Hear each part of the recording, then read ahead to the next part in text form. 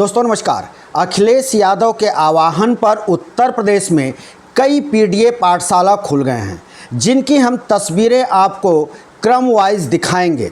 लेकिन उसके पहले अखिलेश यादव ने जो आह्वान किया था उसको सुन लेना ज़रूरी है। उसके बाद हम बारी बारी से आपको जो पीडीए पाठशाला की तस्वीर हमारे तक पहुंची है उसको हम दिखाएंगे।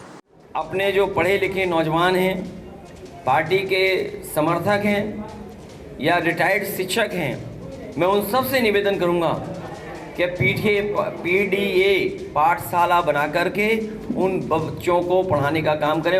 अखिलेश यादव ने पिछले दिनों यही बात अपने समाजवादियों को कहा था, अपने पार्टी के समर्थकों को कहा था कि जो पढ़े लिखे लोग हैं या जो अध्यापक पद से रिटायर हैं वो पीडीए पाठशाला खोलें। यानी जहाँ जहाँ प्रदेश की सरकार पाठशालाओं को मर्ज कर रही है, बंद कर रही है, वहीं पर पीडीए पाठशाला खोलकर बच्चों की पढ़ाई कराएं। सबसे पहला वीडियो हमने किया था जिसमें कि उत्तर प्रदेश के अमेठी से वो तस्वीर आई थी, उसको भी हम आज दिखाएंगे। उसके बाद अब हमारे पास कई और तस्वीरें आ गई हैं पीडीए पाठशाला की। अब देखिए कि पीडीए पाठशाला जो लखनऊ में खुला है, उस पाठशाला में एक मैडम बच्चों को अंग्रेजी की पोएम रटा रही हैं और बच्चे बाकायदा टेबल और चेयर पर बैठकर उनके साथ साथ अंग्रेजी के पोएम को रट रहे हैं।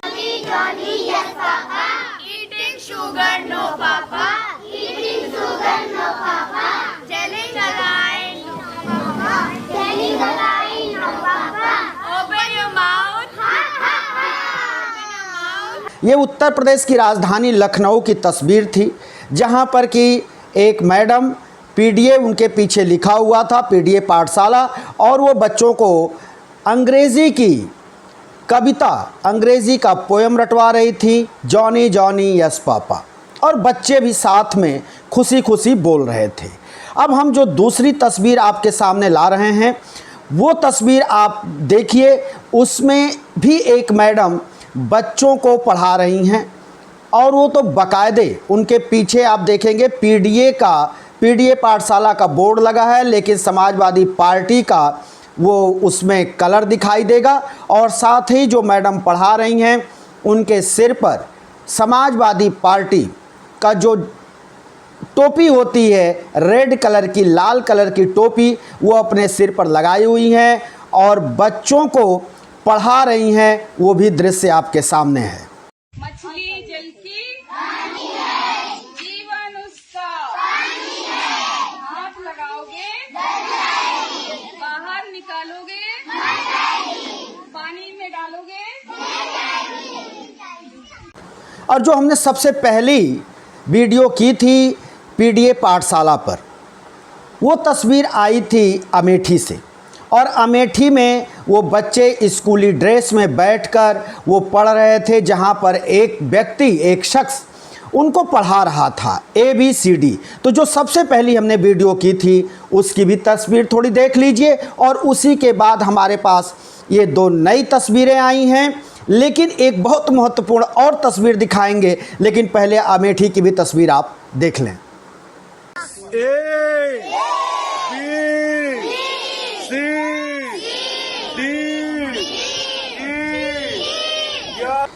हमने आपको 3 तस्वीरें दिखा दी कि किस तरह से उत्तर प्रदेश में पीडीए पाठशाला अब अपना आकार लेने लगा है और बच्चे भी वहां खुशी खुशी जा रहे हैं और पढ़ रहे हैं। ये सब आह्वान अखिलेश यादव ने किया है उत्तर प्रदेश की सरकार, योगी आदित्यनाथ के सरकार के खिलाफ, और इसलिए किया क्योंकि उत्तर प्रदेश की सरकार 5000 स्कूलों को क्रमवार बंद करने जा रही है, जिसके लिए उन्होंने आह्वान किया था कि जहां जहां विद्यालय बंद हो रहे हैं, मर्ज हो रहे हैं जहां के विद्यालय, वहीं पर पीडीए पाठशाला खोला जाए, और अब खुलने लगे हैं। तस्वीरें आपके सामने रहीं, लेकिन ये तस्वीर बहुत ही महत्वपूर्ण है उत्तर प्रदेश सरकार के लिए।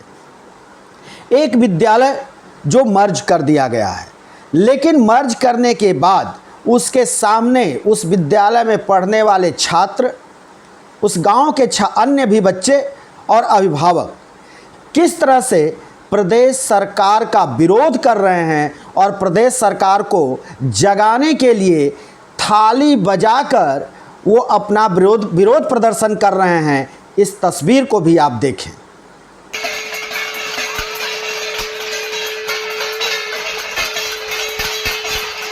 जो आपने देखा कि थाली बजाकर विरोध प्रदर्शन बच्चों द्वारा किया जा रहा है, ये भी वीडियो उत्तर प्रदेश की राजधानी लखनऊ से आई है।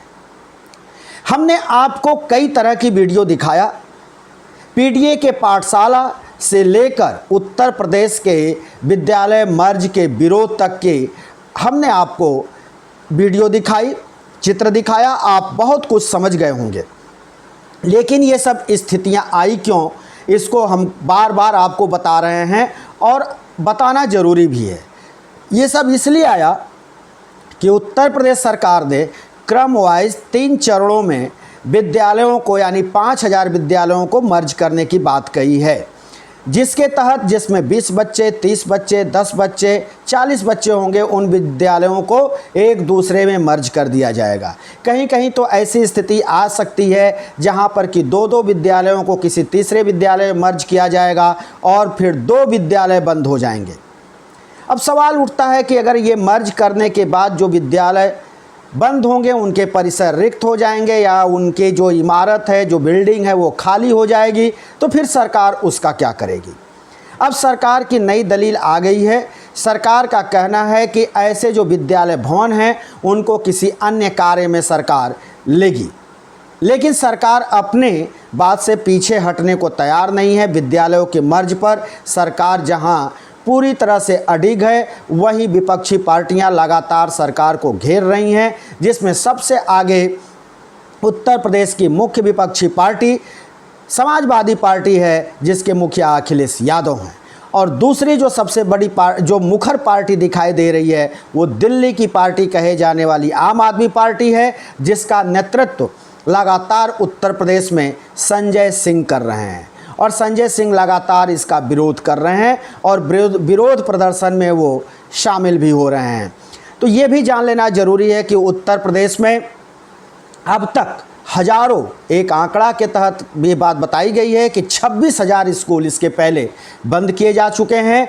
अब ये 5,000 स्कूलों को मर्ज करने की बात आ रही है। तो अगर ये सब कुछ अपना रूप ले लेगा, अगर ये बात सब कुछ जो है हो जाएगी, तो एक समय ऐसा आएगा जब कहा जाएगा कि उत्तर प्रदेश में 31,000 स्कूल बंद हो गए। तो ये अपने आप में एक बहुत बड़ी बात होगी, एक बड़ी खबर है, क्योंकि इतनी बड़ी संख्या में विद्यालयों को, स्कूलों को बंद करने से जो गरीबों के बच्चे हैं, जो गांव के बच्चे हैं, जिनके पास आर्थिक स्थिति अच्छी नहीं है, वो बच्चे फिर कहाँ जाएंगे पढ़ने। उनके लिए फिर सरकार कौन सी व्यवस्था करेगी। क्या वो 2-2 किलोमीटर की यात्रा तय कर दूरी पर जो मर्ज किए जाएंगे विद्यालय, वहाँ जाएंगे पढ़ने जाएंगे, और वो भी तब जब जो है हमारे देश में मौसम बदलते रहते हैं। कभी अत्यधिक गर्मी होती है, कभी अत्यधिक बारिश होती है, कभी अत्यधिक ठंड पड़ती है। तो ऐसे स्थिति में क्या ये नौनिहाल ऐसे मौसमों की मार को बर्दाश्त कर पाएंगे और काफ़ी दूरी तय कर वो पढ़ने जा सकेंगे। अब इस सब पर सवाल खड़ा होना लाजमी है और उत्तर प्रदेश सरकार के लिए ये जवाब देना भी काफ़ी दुरूह है, काफ़ी कठिन है। लेकिन आने वाले समय में इसको लेकर और भी राजनीति गरमाएगी। राजनीति तो इस पर हो ही रही है।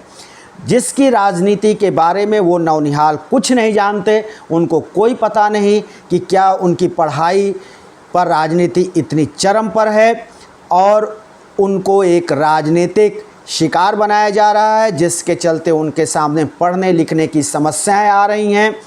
जबकि सरकार को अगर यही करना है तो सभी सरकारी स्कूलों को बंद कर देना चाहिए और सभी बच्चों को प्राइवेट स्कूलों में भेजने की व्यवस्था करनी चाहिए, उनके फीस की व्यवस्था करनी चाहिए, उनके ड्रेस की व्यवस्था करनी चाहिए और उनके बुक्स की व्यवस्था करनी चाहिए।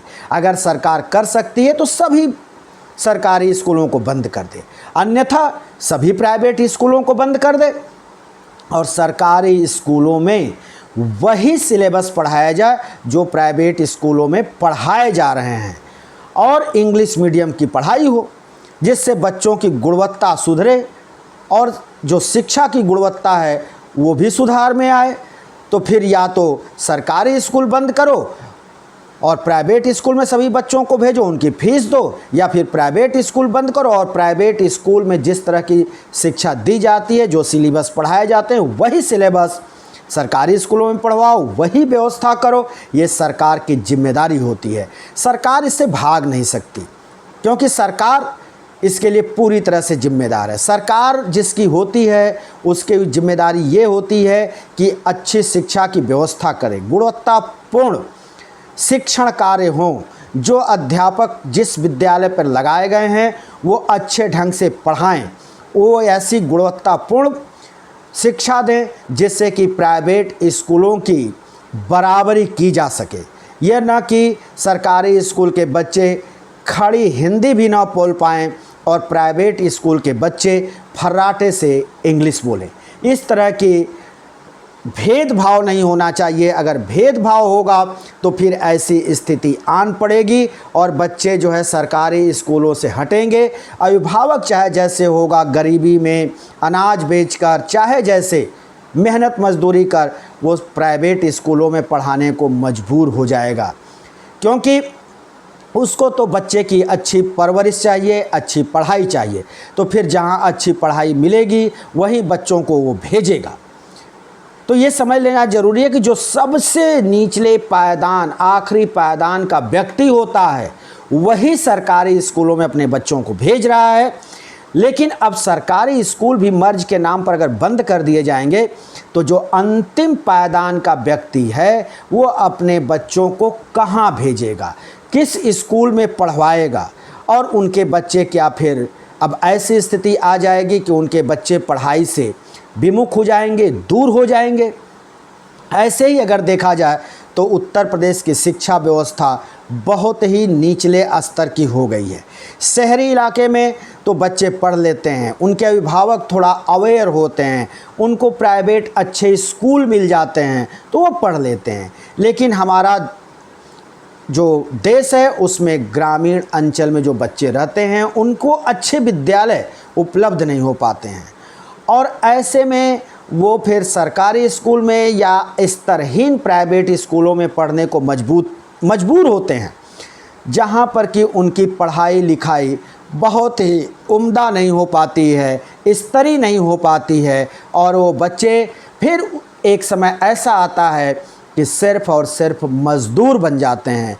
तो अब ये तय करना होगा कि क्या हमको शिक्षा अच्छी क्वालिटी की देनी है, शिक्षा सबके अंदर अच्छी हो, या फिर शिक्षा के नाम पर मज़दूर तैयार करें। तो ये सरकार की जिम्मेदारी बनती है कि सरकार मज़दूर न तैयार करे, एक अच्छा नागरिक और एक शिक्षित व्यक्ति अपने देश को दे। इसके लिए सरकार को आगे आना चाहिए। सरकार इससे पल्ला नहीं झाड़ सकती है। वैसे योगी आदित्यनाथ की तो पूरी तरह से कहा जाए तो डंका बजता है और कहा जाता है कि भारत के नंबर 1 के ये मुख्यमंत्री हैं। तो निश्चित तौर पर योगी आदित्यनाथ की और जिम्मेदारी बढ़ जाती है कि योगी आदित्यनाथ प्रदेश के अंदर लॉ एंड ऑर्डर के साथ साथ उम्दा शिक्षा व्यवस्था, उम्दा स्वास्थ्य व्यवस्था और फिर रोजगार व्यवस्था उनको अच्छी करनी चाहिए, जिससे कि निश्चित तौर पर उनके शासन प्रशासन कि लोग ये कह सकें कि नहीं, जो सरकार मौजूदा है वो अच्छी सरकार है। लेकिन अगर सरकार इस सब चीज़ों की व्यवस्था नहीं कर पाती है, अच्छी शिक्षा, अच्छा स्वास्थ्य और रोज़गार नहीं दे पाएगी, तो निश्चित तौर पर लोग यही कहेंगे कि ये सरकार शिक्षा, स्वास्थ्य और रोज़गार को लेकर फेलुअर है, फेल है। तो अब पीडीए के जो पाठशाला हैं ये चर्चा का विषय बन चुके हैं उत्तर प्रदेश में, और पीडीए पाठशाला अब ऐसी तरह की तस्वीरें और आगे आएंगी निश्चित तौर पर, और देखना होगा कि ये पीडीए पाठशाला कितने दिनों तक सरवाइव करता है और ये बच्चों की पढ़ाई की व्यवस्था किस तरह से करता है, और क्या वास्तव में पीडीए पाठशाला में जो बच्चे पढ़ने जाएंगे उनकी जिम्मेदारी समाजवादी पार्टी किस तरह से निर्वाह करेगी उस जिम्मेदारी का, किस तरह से उस जिम्मेदारी को चैलेंज पूर्ण लेगी और कैसे उनकी व्यवस्था करेगी उनकी पढ़ाई लिखाई की, ये सब कुछ सामने आएगा। और आने वाले दिनों में ये पीडीए पाठशाला एक चर्चा का विषय बनेगा। अगर ये पीडीए पाठशाला अपने कार्य में सफल रहा तो निश्चित तौर पर उत्तर प्रदेश में ये पीडीए पाठशाला को लेकर एक नया इतिहास का अध्याय लिखा जाएगा और ये आने वाले भविष्य में तय होगा, ये सब कुछ तय होगा। तो दोस्तों, हम फिर किसी दूसरे वीडियो को लेकर हाजिर होंगे। तब तक के लिए शिवमूर्ति दुबे को दीजिए इजाज़त।